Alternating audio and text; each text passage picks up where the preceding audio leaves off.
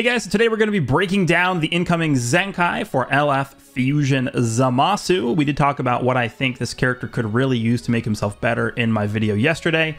So let's see what they did for this guy. I have his original kit pulled up in a separate window so I can compare what changed based off of his ZENKAI. Let's go ahead and pump him up to max stats.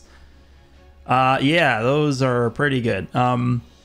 Once again, keep in mind, we're going to have to subtract around 13,000 from all these numbers because it is taking into consideration the arts boost system. So without the arts boost in effect, he is going to be at 298,000 strike attack. That is quite the number. That is very, very high. 298,000 strike. He's going to be at 272 blast. And then defensively, he's still going to be right around 180 to both defenses, which for... I would consider this guy to be a glass cannon. For a glass cannon, that's pretty good. I mean, these stats are pretty insane all around, actually. Wow. Offensively, a 298 to main offense. That's... We haven't really seen... I mean, that's like a... That's a stat spread we would see from like 2021 Zenkais or something like that. Like those LF Zenkais from a long time ago. Like Red Gohan had like 300k blast or something. That's... All right, looking good. All right, let's take a look and see what they changed. I don't think they would have changed these at all. These are the same. Yeah, 10% damage to Saiyans for 10 counts uncancelable. They didn't touch these, but these really did not need to be touched at all. The blue card is the Sacred Wave. So this, let me just pull this up. Massive. Okay, so the 20% damage goes to 30%, and then that's it. That is actually exactly what I said, I think, in my video. I said I could see the 20% going to 30%, and that's about it, which is exactly what they did. Okay, let's click on the green card. This, I think, is going to be a pretty important one. Let's see what they changed here. Restores zone ki by 40 upon activation. That's the same. Following effects occur on hit. Nullifies own unfavorable element factors for 5 counts. That is actually up from 3 counts. They changed that. That is pretty significant, I would say. And then inflicts all enemies with 3 sub-counts. Okay, the only thing that they changed on this was increasing the duration of the type neutrality from 3 counts to 5 counts. But that does matter. I think that does actually matter. You're probably going to be able to get 2 cards in off of this now with type neutrality as opposed to just like the 1 blue card. So that is actually very good. All right, let's see if they added blast armor to this ultimate. Please tell me that they added blast armor to this. They did. Okay, good. All right, did they change anything else? Supreme damage, 50%, 100 ki, no switching. Yeah, okay, so the only thing they added was blast armor, but I think that's really all they needed to do for this. So they did that. So far, things are pretty in line with what I expected here. Let's go over to his main ability and then the unique abilities. All right, main ability. Draw the Ultimate card, Sword of Sanctifying Light. Okay. Health by 25% and ki by 50. This is exactly what I said they would do in my video yesterday. He goes from 20% health and 40 ki to 25% health and 50 ki. That's, again, I literally said this.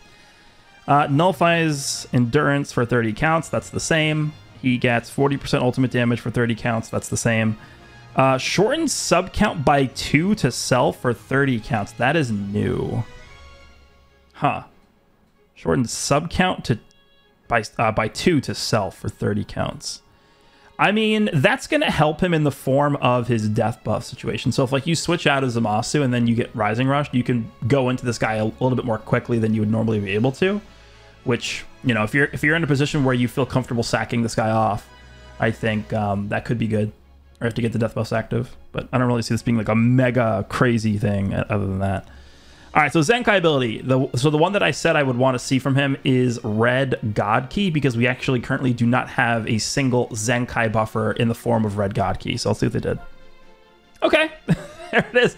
Wow, I'm spot on so far with what I was saying we'd get. Okay, so Red God Ki is nice. It is going to overlap with his Z ability. So for Red God Ki characters, he's giving, what is this, 75% strike attack, and yeah, 75% strike attack. He's going to be giving 70% strike defense, 40% blast attack, and 30%. That's crazy. It's a Red God Ki. Red God Ki's going to get mega juiced from this guy. All right, sick. Take a look at his unique abilities. They did increase the damage to 90%. That's also something that I said, 80 to 90. Reduce damage by 50. That's actually higher than I thought they would give him. So that 30% goes to 50%. Huh. Don't forget, he's also getting... I mean, we'll get to this later, but he's also stacking damage reduction whenever he takes a hit. Okay. 30% key recovery. There's the base card draw speed that we needed. And then -5 to strike arts cost. So far, things are looking pretty good here. Following effects occur when this character is defeated. 30% damage to allies. Yeah, that's exactly what we wanted to see. That cannot be canceled. That's really good that they added that. Shorten sub count by 1 to allies. That's interesting. So when this guy dies, both of the remaining allies are both going to have a default of 9 sub counts instead of 10. Again, I don't think that is like some kind of game-changing mechanic, but it can be good in like certain niche situations. All enemies get -1 card draw speed for 45 counts. They actually increased that from 30 counts. I did not think they were going to do that. And then the same thing for the health restoration, 70% to health restoration as a debuff for 45 counts. Inflicts all enemies with attribute downgrade +1 to sub count for 45 counts. 100% chance to inflict all enemies with strong poison. Sure, interesting. That's a lot of defeated buffs. Okay, I mean that's -1 card draw speed for 45 counts on the entire enemy team. That is not nothing. Okay, I would say that they actually gave him a bit more than I was thinking they would for this first unique ability. Second one is cover change against strikes, comboable with the blue card. Then he is going to get 20% damage inflicted every time this character uses a strike or a blast card up to 60%. Also restores own health by 5% if own health is 70% or less. Okay, so they did a few things that they didn't do a few things that I thought they would do on here. So they changed, it used to be 15% damage every time he uses a strike or a blast up to 60%. Now it's 20%. So instead of having to use 4 cards, he only has to use 3 to get the maximum on this. The problem with this is a cancelable effect. They did not add non-cancelable to this, which is, you know, I would have expected them to add that there, but sure. The other thing they didn't do is instead of giving him the baseline 5% healing. So I thought what I thought they were going to do is I thought they were going to remove that conditional 70% health or less portion of this. So right now he's only healing by 5% every time he uses a strike or a blast card, but he has to be under 70% health. I think what they probably did here is instead of removing that health restriction, they just gave him more damage reduction in the first unique ability. Right? I was not expecting them to give him 50% reduced damage received here, which actually probably fits a little bit better with the unique equipment. Because remember, the unique equipment this guy has it is healing him depending on what his health is. So this way actually might be a little better, just to synergize with the unique equipment, which I can get around that. Following effects occur while this character, according to the enemy's actions while this character's on the battlefield. When an enemy lands a strike or a blast arts hit, reduce enemy ki by 5.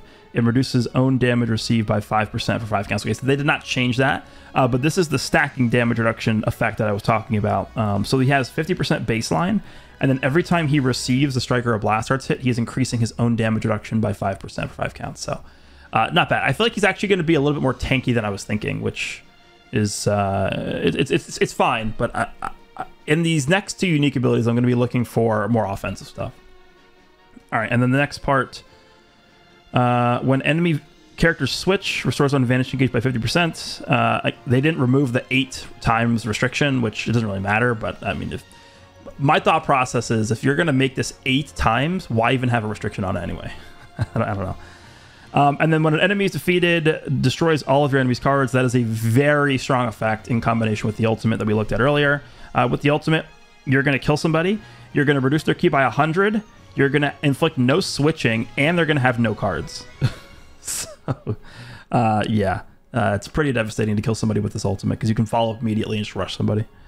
All right, let's take a look and see what these new unique abilities are here. Applies the following effects itself when this character enters the battlefield. Draws a strike arts card next. 50% damage for 15 counts.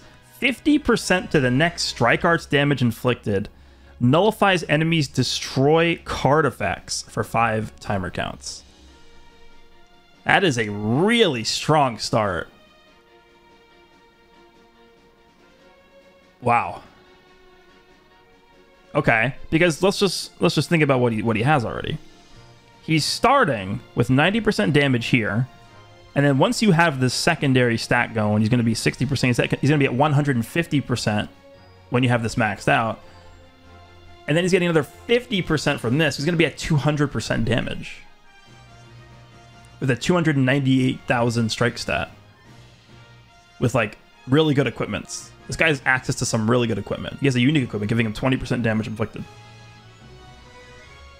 Applies the following effects itself every time this character uses a strike arts card. Restores ki by 5. 50% to critical rate for 3 counts. Activates once. So basically what they're saying is that first strike card that you're going to be using upon entry is going to have a very high chance to crit. And then activation count resets at a character switch. Applies buff effect, nullifies enemy special actions that activate when changing cover for 3 counts. Activates once. Yeah. It's looking pretty good. Looking pretty good. Restores 20% of damage received after enemy attack is over. That is also going to synergize very well with his unique equipment. Okay. So when you enter with this character... So what this entire unique ability is telling me, essentially, is you want to, more so than not, switch into this character in the middle of a combo. So that you can take advantage of all these effects. The critical rate, the key, the cover null. You want to make sure you're getting these in. Okay. Applies the following effects to enemy when they switch characters while this character is on the battlefield. Plus 30 to green and blue card costs for 5 counts. That's actually really good. 30. Okay. Inflicts attribute downgrade minus 50% to critical rate for 10 counts. I don't think that's very important, but I mean, it's an additional effect that he didn't need to have, so I guess we'll take it. Applies the following effects to enemy when they perform a vanishing step while this character is on the battlefield. Reduce ki by 30, seals green cards for 3 counts, and then reduces Dragon Balls by 1. Sealing green cards when the enemy vanishes, of course, is going to be very, very powerful against AoE green card characters, so that's a very good... I like this effect a lot. Let's just take a look at his damage. So this guy's getting 90% base. He's getting up to 60 from this one. That's 150. He's getting 50 here. That's 200%. He's getting a 50% bonus strike damage to the first strike card he uses when he switches in. He's getting 50% critical rate on the first strike card, basically, that he uses. First 2, I guess, if you chain them in right away. And then don't forget, he's stacking these buffs against Saiyans every single time he uses a card. 10% damage against Saiyans for 10 counts. I like this guy. I think he's going to be very good. Don't forget, he's force drawing green cards from his blue. I'm liking what I'm seeing from this guy. I am. I think they did a very good... Even before we test him out, I think they did a very good job with this guy, ZENKAI. I really have no complaints at all. They pretty much did everything exactly the way that I would have hoped they would have. They gave him card draw speed base, which is what he needed, at least 1 times card draw speed. He guaranteed draws a strike card when you switch in with him, which is going to synergize with that 3rd unique ability. So that's going to be good. And then he has cover null for 3 counts, which is guaranteed because it's going to activate when you use a strike card. Seems good to me. Okay, sure. And they gave him the correct ZENKAI ability too. All right, W ZENKAI. W. All right, let's check out what equipment we got. I know we at the very least have a new Awaken equipment because the Ultra Space Time Rush is resetting this week. Do we have anything else? Let's see. I don't think we would. We probably don't have anything else besides that. We'll just double check. There should be a new raid starting today as well. Looks like there is nothing but the new Awakened equipment, which is the ZAMASU equipment. Okay, so I believe the unawakened version of this was a Fusion Warrior based equipment. Let's see what they did here. This is for Future and God Key, but I think the tag in slot 3 was based on Fusion Warrior. So Future and God Key, of course, is like a super big amount of characters that can use that. 28% strike defense, 20% blast defense, strike attack 20%, base strike attack 20%, and then 12% pure strike when there is a tag Fusion Warrior battle member. And then the same thing for blast. Yeah, that's really good. That's really good.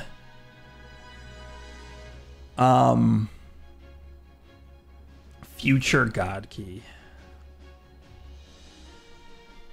This is gonna be, yeah, this is okay. This is gonna be a resource dump, is what this is gonna be, because ultimately you're gonna want 4 of these. I think. I mean, technically you probably want 6 of these, but I'm realistically I'm gonna go for 4 of these.